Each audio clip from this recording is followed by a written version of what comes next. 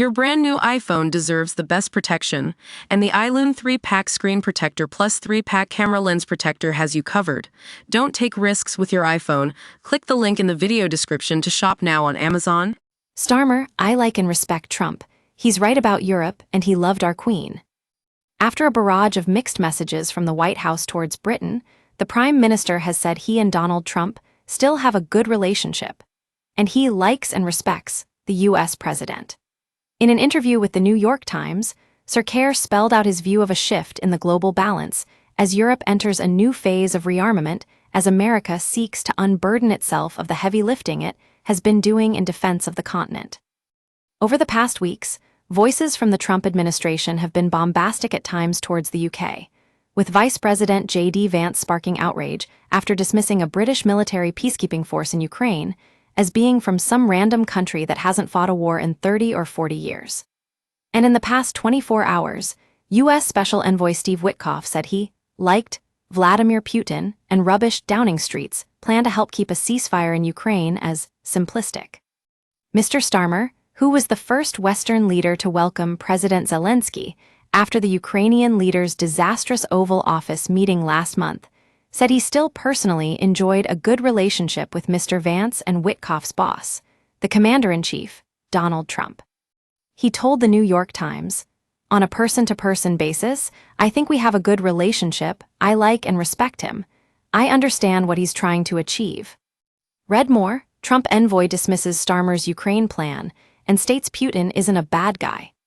The British Prime Minister, who first met Mr. Trump for a private dinner in Trump Tower last year, said the U.S. president treasured his meetings with Queen Elizabeth II.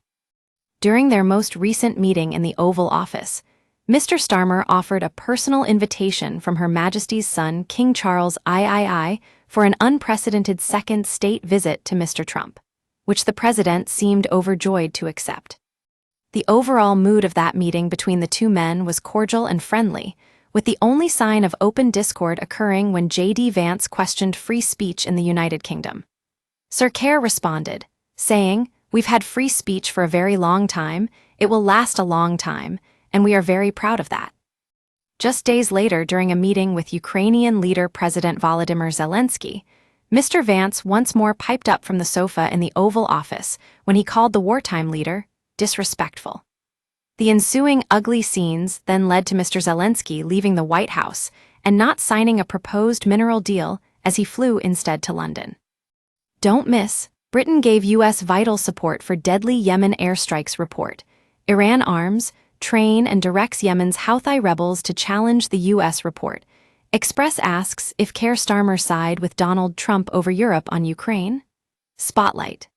We use your sign-up to provide content in ways you've consented to and to improve our understanding of you. This may include adverts from us and third parties based on our understanding. You can unsubscribe at any time. Read our privacy policy. Speaking about the aftermath of the Oval Office showdown between Mr. Trump and Mr. Zelensky, the PM revealed there had been pressure to come out very critically of the meeting.